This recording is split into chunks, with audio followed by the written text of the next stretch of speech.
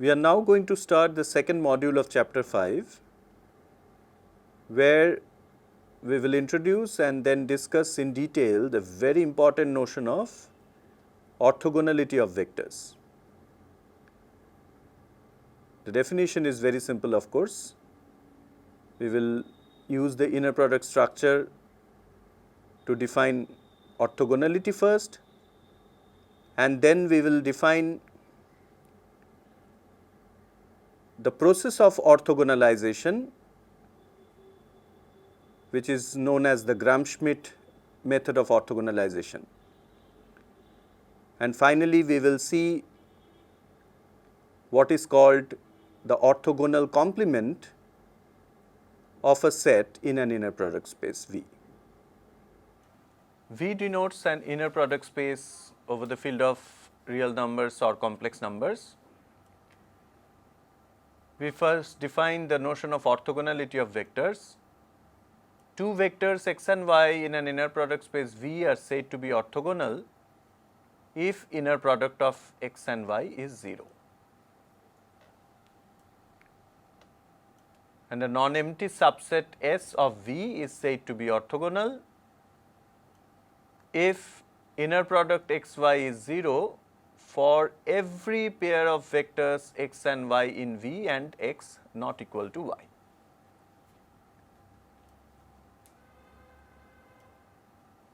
And a non-empty subset S of V is said to be orthonormal if S is an orthogonal set by the above definition, and norm of x is 1 for all x in S. Let us look at some standard examples. Let V denote f raised to n, where f is the base field. Then the standard basis E1, E2, En is an orthonormal set in V. It is easy to verify, of course, because it is orthogonal to begin with. Why? Because inner product Ei, Ej for I not equal to j will always be 0 by the definition of the standard inner product on Fn, and norm of Ei is 1 for every I. Therefore, this is an example of an orthonormal set in Fn. The second example says that if V1, V2, Vm is an orthogonal set in V, then the set containing C1, V1, C2, V2 and so on Cm, Vm for scalars C1, C2, Cm is also an orthogonal set in V. Well, this is also easy to see because inner product Ci, Vi, Cj, Vj would be inner product Vi, Vj multiplied by Ci, Cj bar by the very definition of inner product. But inner product Vi, Vj is 0 for I not equal to j, and therefore, inner product Ci, Vi, Cj, Vj is also 0 for I not equal to j. It says that if we have an orthogonal set and if we scale the vectors in that set, then we do not lose orthogonality. And you can understand that this orthogonality is a generalization of the notion of perpendicular vectors that we have seen in R2, for example. Let us look at another example. Let V denote R3, the set of all real 3 tuples, and consider the usual inner product structure on R3. Then the set containing these vectors 2, 1, 0, minus 1, 2, 0 and 0, 0, 1 is an orthogonal set, because if we take inner product x y for every pair of x not equal to y, we definitely get 0. But this is not an orthonormal set, because we can see that the norm of the vector 2, 1, 0 is square root of 5, and also the norm of minus 1, 2, 0 is square root of 5, although the norm of 0, 0, 1 is 1. What we can do is, we can scale each vector by 1 over norm of that vector. We do not lose orthogonality,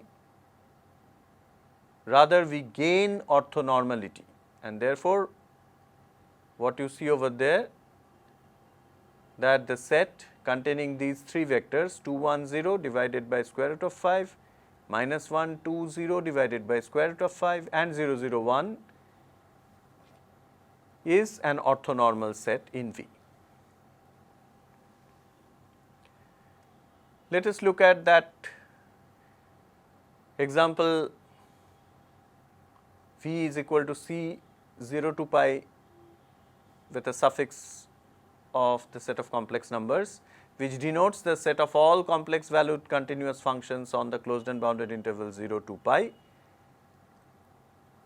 And a very important orthonormal set of this inner product space is given by this set S, consisting of all these functions epsilon nt given by cosine nt plus I sin nt, where as n is running through the set of integers. Definition: let V be an inner product space over F. A subset B of V is called an orthonormal basis. We often use ONB in short, if B is an ordered basis for V, which is an orthonormal set. The standard basis of Fn is an example of an orthonormal basis, and also this set of vectors which you see over there 2, 1, 0 scaled by 1 over square root of 5, minus 1, 2, 0 scaled by 1 over square root of 5 and 0, 0, 1 is also an orthonormal basis of R3. Let us revisit that example of C 0 to pi, which is the collection of all continuous complex valued function on the closed and bounded intervals 0 to pi. We have already seen that this set S consisting of epsilon nt, which is cosine nt plus I sin nt and running through the set of integers z, is an orthonormal set. But what is to be noted here is that this cannot be a basis for the vector space V. However, given f in V, a continuous function on 0 to pi which is complex valued, the scalar Cn denoted by this inner product f Fn is called the nth Fourier coefficient of the continuous function f relative to the orthonormal set S. These are extremely important constants which help us understand the continuous function better. Now, proposition: every orthogonal set of non-zero vectors in an inner product space is linearly independent, and the part 2 of the statement says that if S is V1, V2, Vm, which is an orthonormal subset of the inner product space V over F, and if X is a vector belonging to the span of this set S, then X can be written as summation I equal to 1 to m inner product x vi vi. Let us prove these statements. Part 1. Suppose that C1 V1 etc. plus Cm Vm is the 0 vector for scalars C1 C2 Cm. If we take the inner product of this vector C1 V1 plus dot dot dot Cm Vm with Vi and apply the basic properties of the inner product, then what we get is Ci inner product Vi comma Vi. Why is that so? Because Vj comma Vi inner product is 0 for every j not equal to I. But we have assumed C1 V1 plus dot dot dot Cm Vm is 0 to begin with, and therefore, this inner product Vi Vi multiplied by Ci is 0.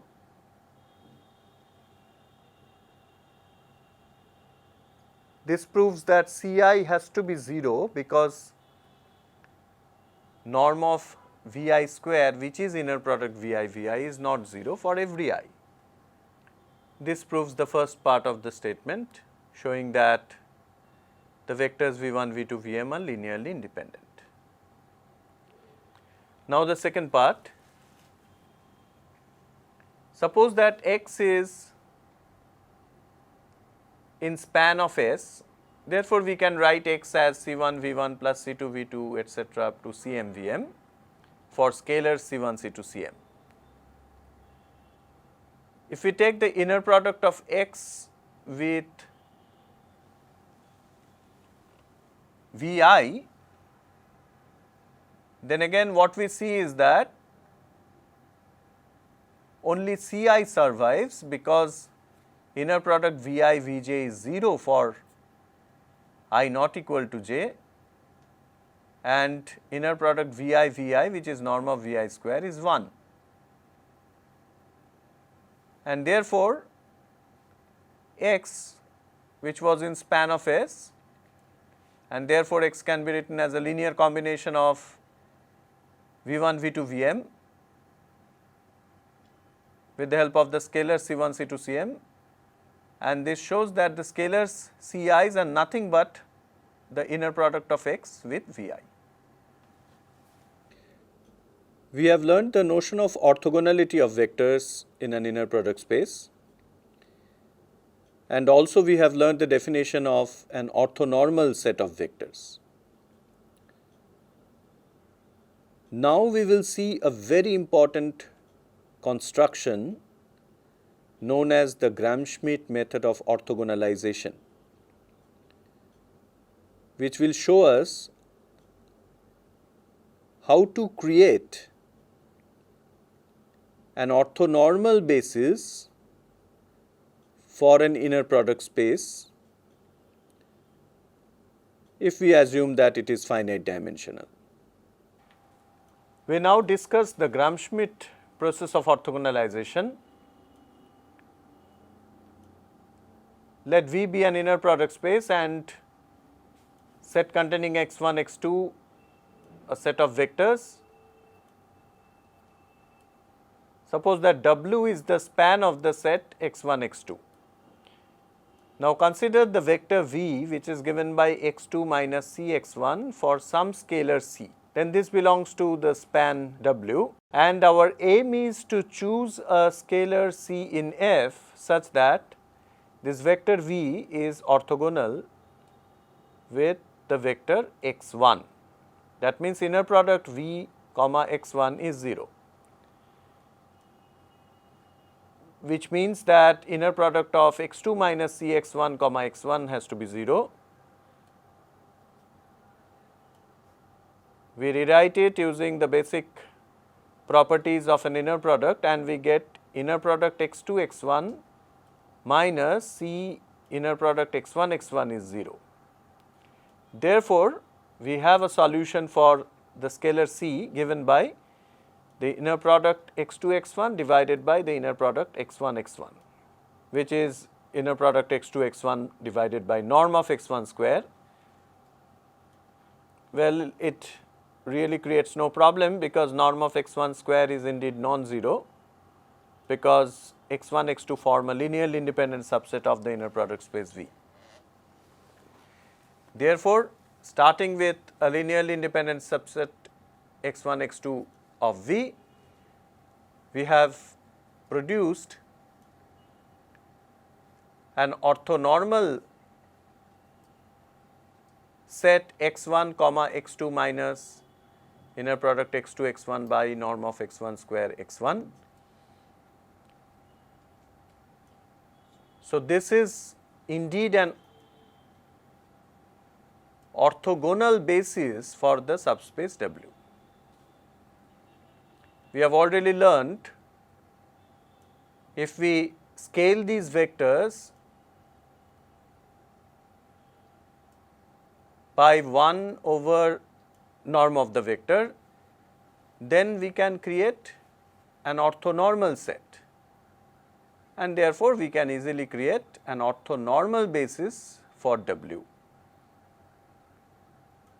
This is called the process of orthogonalization, and now we will see the generalized version for this process. We now talk about the generalized form of Gram-Schmidt process of orthogonalization, which is this theorem. Let V be an inner product space over the field F. Let S given by x1, x2, xn be a linearly independent subset of V. If we define the vectors Vk's in this fashion, where V1 is x1 and then we define V2, V3 and so on up to Vn, done iteratively, then it is easy to prove that this set S dash given by V1, V2, Vn is an orthogonal set of vectors, and not only that, the span of S and the span of S dash, they are the same. The proof is by induction on N. It is not difficult at all, but what is interesting here is that we can construct an orthogonal set of vectors starting with a linearly independent set of vectors, and this new orthogonal set of vectors that we obtain, they generate the same subspace as span of S, and therefore, we immediately have this corollary which says that every non-zero finite dimensional inner product space has an orthonormal basis. How do we see this? If we start with a non-zero finite dimensional inner product space, then we know that it has a basis consisting of finitely many vectors. Therefore, it is a linearly independent set and spans the vector space V, and now we apply the Gram-Schmidt process to get an orthogonal basis for the vector space, and finally, we scale by the norms of the vectors to make it orthonormal. Therefore, we have this very important corollary of the Gram-Schmidt process of orthogonalization. Let us look at this example V, which is R2x, that is the collection of all polynomials over R of degree at most 2. We know that it is a vector space, and what is interesting is that we can define an inner product structure on V given by the inner product of Px and Qx, where P and Q are polynomials with degree at most 2, and that is equal to integration minus 1 to 1 Pt Qt dt. It is indeed an inner product which is not difficult at all to verify. Now, look at the standard basis 1 x x square of this vector space V. If we apply the Gram-Schmidt process, then it creates an orthogonal basis for V, and it is not a difficult calculation which would give us this set, which is consisting of 1 x and x square minus 1/3, which is an orthogonal basis for V. So, similarly, if we take V is equal to R x instead of R 2 x, that is the collection of all polynomials with real coefficients, and if we start with the standard basis 1 x x square and so on, then by the Gram-Schmidt process of orthogonalization, we obtain an orthogonal basis for V. The new polynomials obtained by this method are called the Legendre polynomials, and the polynomials what you see over there, the P1x which is 1, P2x is x, and P3x which is x square minus 1/3 are the first three of them. Let us now introduce this notion of orthogonal complement, which will be extremely useful later on. Let V be an inner product space over F and S a non-empty subset of V. The orthogonal complement of the set S is defined as this symbol S and then the perpendicular, which we read as S perp, and that is the set of all those vectors x such that the inner product of x and V is 0 for all V in the vector space V. Let us look at this example of the inner product space Rn with the usual inner product. Let us take S to be the singleton En, where En is the nth standard basis vector, that means the n tuple 0 0 0 and so on, and the last entry is 1. Then singleton En perp is nothing but the set of all n tuples x such that inner product x comma En is 0, but that is the subspace spanned by the first n minus 1 basis vectors, namely E1, E2, En minus 1. In particular, if n is equal to 2, that means if V is R2, then E1 perp is the y axis and E2 perp is the x axis. Now, a proposition which is very easy to prove using definition of S perp, which has three parts. The first part says that singleton 0 perp is V. The second part says that V perp is singleton 0. And the third part says that S perp is a subspace of V. We now prove a theorem. Let V be an inner product space over F and W a finite dimensional subspace of V with an orthonormal basis V1, V2 and so on up to Vm. Let V be a vector in the vector space V. There exist unique vectors x in W and y in W perp such that V is equal to x plus y. Moreover, x is given by summation I is equal to 1 to n inner product x Vi Vi. Proof: look at the vector y given by V minus summation I equal to 1 to m x Vi V. Now, this belongs to W perp. Why is that so? Because the inner product of y with Vj is 0 for every j, and therefore, we have the desired expression, and uniqueness of the expression follow from the fact that the only element which belongs to the intersection of W and W perp is nothing but the 0 vector. The unique vector x in W is called the orthogonal projection of V on W.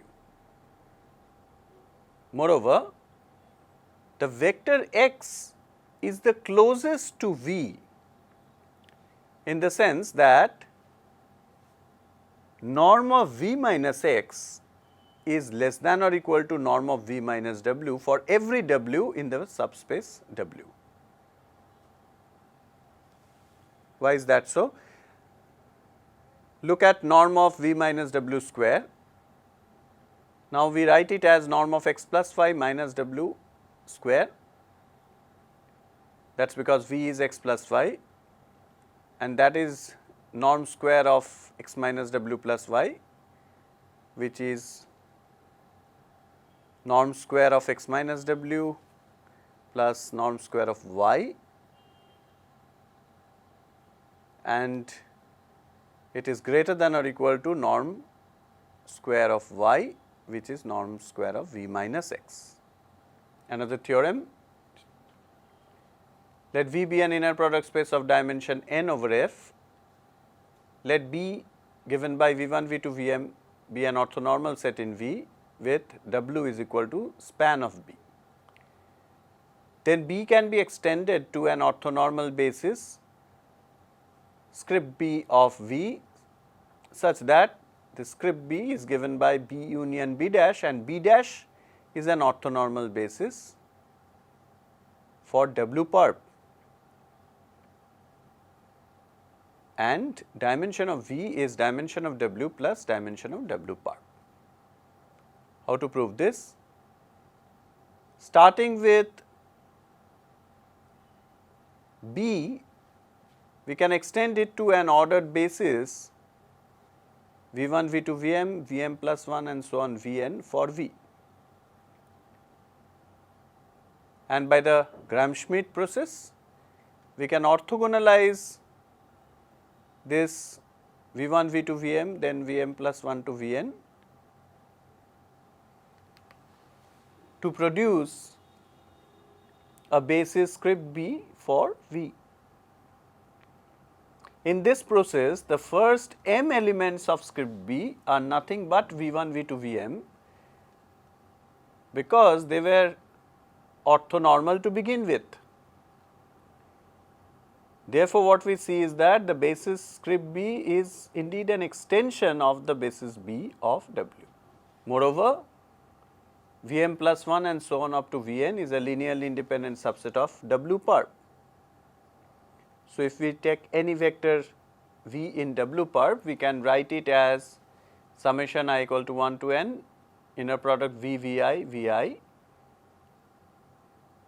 and we have V Vi inner product is 0 for all I equal to 1 to m, and hence V is given by summation I equal to m plus 1 to m inner product V Vi Vi, which shows that this set Vm plus 1 and so on up to Vn is a basis for W part. And therefore, the second part follows easily, dimension of V which is n, and that is m plus n minus m, but m is dimension of W and n minus m is dimension of W part. This proves the theorem. In this module, we have learnt orthogonality of vectors, orthonormal set of vectors, the process of orthogonalization, and the notion of orthogonal complement of a set. We have also seen that we can construct an orthonormal basis for a finite dimensional inner product space starting with a non-zero vector. Now we are in a position to talk about operators on inner product spaces and their structures, which we will take up in the subsequent modules.